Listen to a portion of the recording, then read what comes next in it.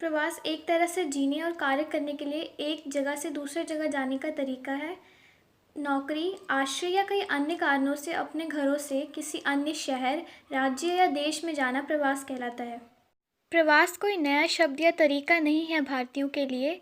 इसकी शुरुआत तब हुई थी जब ब्रिटिश शासन के दौरान 1833 में लाखों भारतीयों को यूरोपियन मजदूरों के विकल्प के रूप में यूरोपियन कॉलोनीज़ में मजदूरों के रूप में पहुंचाया गया था। इस प्रणाली को भारतीय इंडेंचर प्रणाली के रूप में जाना जाता था। इस प्रवास के दौरान 1.5 मिलियन इंडियंस को कॉलोनीज़ में भेज दिया गया था। 2001 की जनगणना के अनुसार 1.02 बिलियन में से 307 मिलियन यानी कि 30% को जन्म के स्थान पर प्रवासियों के रूप में सूचित किया गया था। 2011 की जनगणना, एनएसएस सर्वेक्षण और आर्थिक सर्वेक्षण बताते हैं कि लगभग 65 मिलियन अंतर्राज्यीय प्रवासी हैं, जिनमें से 33% श्रमिक हैं। इनमें से देखा जाए तो जनगणना के अनुसार प्रवासी महिलाओं की संख्या सबसे अधिक निर्माण क्षेत्र में है, जिसमें शहरों में 67% और ग्रामीण क्षेत्र में 73% शामिल है।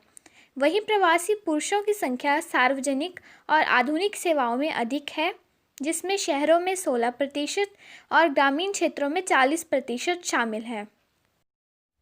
2011 की जनगणना के अनुसार बिहार और उत्तर प्रदेश में बाहर जाने वाले प्रवासियों की संख्या लगभग 20.9 मिलियन है, जिसमें 37% इंटर राज्य प्रवासी हैं। पंजाबी यूनिवर्सिटी के विकास अर्थशास्त्र के केंद्र द्वारा किए गए अध्ययन के अनुसार शहरों में आने वाले 70% लोग पंजाब राज्य के बाहर से हैं और केवल 30% ग्रामीण पंजाबी हैं। वहीं अगर बात करें बिहार के प्रवासियों की तो उनमें से 31% पंजाब में बसे हुए हैं। पहला कारण है आर्थिक कारण। रोजगार और गरीबी लोगों को पलायन करने के लिए मजबूर कर सकती है। आमतौर पर लोग रोजगार के अवसरों के लिए शहर की ओर पलायन करते हैं। All India proportion of internal migrants by reason for migration के 2007 से 2008 की रिपोर्ट्स के अनुसार भारत में रोजगार या आर्थिक कारणों की वजह से पुरुषों के माइग्रेशन का दर 29.1 है और महिलाओं में 0.5 है। ये उनका दर है जो अपने गांवों से दूसरे गांव आए।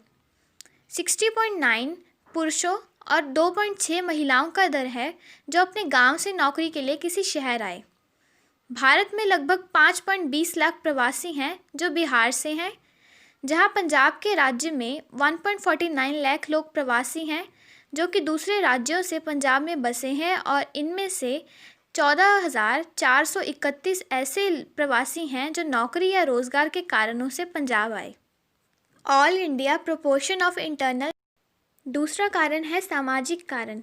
सामाजिक कारकों जैसे पारिवारिक विवाह, बच्चों आदि के कारण भी प्रवास हो सकता है। हमारे भारतीय समाज में विवाह के बाद लड़कियों को दूल्हे के निवास पर निर्णय लेना होता है। भारत में शादी के बाद एक गांव में से किसी और गांव माइग्रेशन करने वाले पुरुषों में इसका दर 12.2 और महिलाओं में 92.6 है। वहीं शादी के बाद एक गांव से दूसरे शहर जाने वाले पुरुषों का दर 1.6 और महिलाओं का दर 62.8 है।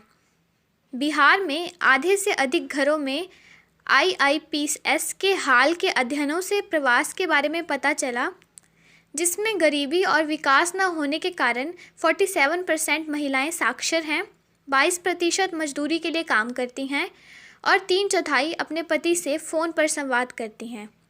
मौसमी प्रवास बिहार में अधिक प्रमुख है क्योंकि मौसमी प्रवासन का 90% बिहार से होता है। कुल 1.49 लाख प्रवासियों में से 19,748 प्रवासी वो हैं जो शादी के बाद पंजाब में प्रवास करके आए। तीसरा कारण है पर्यावरणीय कारण। प्राकृतिक आपदाएं जैसे बाढ़, सूखा, अकाल इत्यादि के कारण लोगों को देश के दूसरे सुरक्षित हिस्सों में पलायन करने के लिए मजबूर होना पड़ता है। प्राकृतिक आपदाओं में बेघर हुए लोगों को देश के दूसरे हिस्सों में पलायन करना पड़ता है। 2019 में भारत में 50 लाख से अधिक आंतरिक विस्थापन हुए, जो दुनिया में सबसे ज़्यादा हैं। 2019 में दुनिया भर में आपदाओं के कारण होने वाले सभी आंतरिक विस्थापनों में से एक भारत था, जो ज़्यादातर बाढ़, चक्रवात और सूखे के कारण होता था। दक्षिण पश्चिम मानसून की वजह से बाढ़ के कारण 26 लाख विस्थापन हुए, जबकि चक्रवात फानी में 18 लाख विस्थापन हुए। इसके बाद चक्रवात वायु और बुलबुल आए। दूसरी ओर 19 राज्यों में सूखे की स्थिति के कारण अन्य 63,000 विस्थापन हुए। जल संसाधन प्रबंधन और पर्यावरण पर राज्यवार रैंकिंग भी बनाई गई थी। पर्यावरण पर शासन का राष्ट्रीय औसत 5.6 था 10 में से। अकेले पंजाब का स्कोर राष्ट्रीय औसत से बड़ा था। पंजाब का स्कोर 5.2 था। बिहार बाढ़ के लिए सबसे कमज़ोर राज्य है। मोटे तौर पर 69.70 लाख हेक्टेयर भूमि और उसके भूभाग का 74% क्षेत्र विनाशकारी और बार बार होने वाली बाढ़ से प्रभावित होता है। चौथा कारण है चिकित्सक कारण। कुछ लोग बेहतर चिकित्सा और स्वास्थ्य देखभाल के कारणों से पलायन करते हैं। कुछ लोगों को खराब स्वास्थ्य स्थिति का अनुभव हो सकता है क्योंकि क्षेत्र की जलवायु उनके अनुरूप नहीं हो सकती। कुछ शहर में उच्च प्रदूषण स्तर हो सकता है और इसलिए खराब स्वास्थ्य वाले लोगों को समाज में रहने की अनुमति नहीं दे सकता। ऐसे लोग कम प्रदूषण स्तर वाले अन्य शहरों में चले जाते हैं और जहां उचित स्वास्थ्य देखभाल संभव है। प्रवासन जनसंख्या की गतिशीलता का एक अभिन्न अंग है। राष्ट्रीय नमूना सर्वेक्षण 2007-8 के अनुसार भारत में प्रति 1000 घरों में प्रवासी परिवारों की संख्या शहरी क्षेत्रों में 33 थी। रोजगार से जुड़े कारणों से 2/3 परिवारों ने पलायन किया। एक और 21% परिवार अध्ययन के उद्देश्य से चले गए। परिवारों के प्रवास के अन्य कारणों में जबरन पलायन, स्वयं के फ्लैट, घर का अधिग्रहण, आवास की समस्या, स्वास्थ्य देखभाल और इसी तरह शामिल हैं। वहीं बिहार से लगभग 0.2% ऐसे लोग हैं जो प्रवास चिकित्सक कारणों से करते हैं। पांचवा कारण है शैक्षिक कारण। निकास स्थान पर शैक्षिक सुविधाओं की कमी के कारण लोग बेहतर अवसरों के लिए अंतर्राष्ट्रीय प्रवास के लिए मामलों में, आंतरिक प्रवास और अन्य देशों के मामलों में शहरी क्षेत्रों में पलायन करते हैं। 2020 तक भारत युवा लोगों का दुनिया का सबसे बड़ा पुल बन जाएगा। इसके विपरीत भारत में रोजगार के अवसरों की कमी है। इससे योग्य लोगों का उत्प्रवास होता है। पंजाब में प्रवासियों की 1.49 लाख गिनती में से 886 ऐसे मामले थे जिनमें लोगों ने शिक्षा संबंधी कारणों से प्रवास किया था। NSSO की reason of migration from Bihar to other state 2007-8 की रिपोर्ट्स के अनुसार बिहार से लगभग 1.9% प्रवासी लोग ऐसे हैं जो पढ़ाई के कारण प्रवासन करते हैं। श्रम मांग और आपूर्ति। प्रवासन श्रम की मांग और आपूर्ति में अंतराल को भरता है। कुशलतापूर्वक कुशल श्रम, अकुशल श्रम और सस्ते श्रम का आवंटन करता है। दूसरा, आर्थिक विषपेशन। प्रवासियों के आर्थिक कल्याण से मूल क्षेत्रों में परिवारों को जोखिम के खिलाफ बीमा मिलता है, उपभोक्ता खर्च बढ़ता है और स्वास्थ्य, शिक्षा और संपत्ति निर्माण में निवेश होता है। तीसरा कारण है कौशल विकास। प्रवासन बाहरी दुनिया के साथ संपर्क और लोगों के साथ बातचीत करने पर प्रवासियों की ज्ञान और कौशल में वृद्धि करता है। चौथा, जीवन की गुणवत्ता। प्रवासन रोजगार और आर्थिक समृद्धि की संभावना को बढ़ाता है, जो बदले में जीवन की गुणवत्ता में सुधार करता है। प्रवासियों को आंतरिक आय और प्रेषण घर वापस भेजते हैं, जिससे उनके मूल स्थान पर सकारात्मक प्रभाव पड़ता है। पहला है जनसंख्या की प्रोफाइल। प्रवासन किसी भी समुदायों की जनसंख्या की प्रोफाइल पर बड़ा ही असर डाल सकता है, क्योंकि अधिकांश मात्रा में युवा बाहर निकलते हैं, जिससे केवल महिलाएं और बुजुर्ग ही भूमि पर काम करने के लिए रह जाते हैं। दूसरा, राजनीतिक बहिष्कार। प्रवासी श्रमिक वोट के अधिकार की तरह अपने राजनीतिक अधिकारों का उपयोग करने के लिए कई अवसरों से वंचित हैं। तीसरा, जनसंख्या विस्फोट और श्रमिकों के निवास स्थान में नौकरी, घरों, स्कूलों की सुविधाओं आदि के लिए प्रतिस्पर्धा बढ़ जाती है और एक बड़ी आबादी प्राकृतिक संसाधनों, सुविधाओं और सेवाओं पर बहुत अधिक दबाव डालती है। चौथा, अनपढ़ और अशिक्षित प्रवासी न केवल बेसिक ज्ञान और जीवन कौशल की कमी के कारण अधिकांश नौकरियों के लिए अयोग्य होते हैं, बल्कि महिलाएं प्रवासियों के मामले में शोषण, तस्करी, मनोवैज्ञानिक शोषण और लिंग आधारित हिंसा के शिकार होने का भी खतरा है। 5वां, बढ़ी हुई स्लम। मास माइग्रेशन से स्लम क्षेत्रों में वृद्धि पर बुनियादी ढांचे और जीवन की गुणवत्ता में समझौता होता है, जो आगे चलकर अनजानी परिस्थितियों, अपराध, प्रदूषण आदि जैसी कई अन्य समस्याओं में बदल सकता है।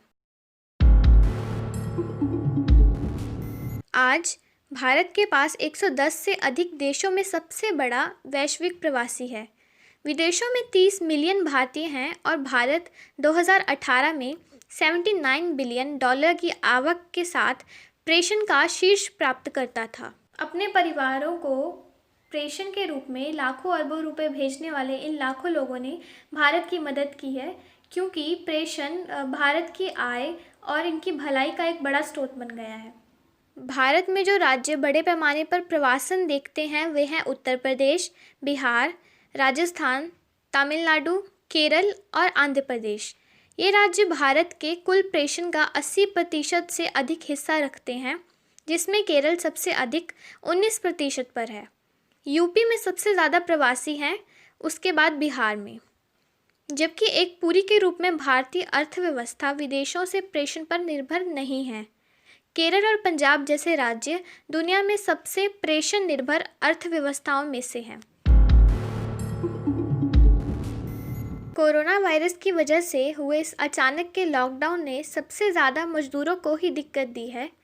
अपने घर वापस आने के लिए लाखों ही मजदूर पैदल चलकर आए, हज़ारों किलोमीटर्स का रास्ता तय कर गए, जिनमें से कितनों की रास्ते में मौत भी हो गई, जिसका डेटा सरकार के पास मौजूद नहीं। रिवर्स माइग्रेशन की वजह से सबसे ज़्यादा प्रभाव यूपी और बिहार की जनसंख्या और स्रोतों पर पड़ा है, जहां 2.36 मिलियन प्रवासी वापस लौटे हैं लॉकडाउन के दौरान। पंजाब में दूसरे राज्यों से लगभग 6.4 लाख प्रवासी मजदूर घर वापस आना चाहते थे।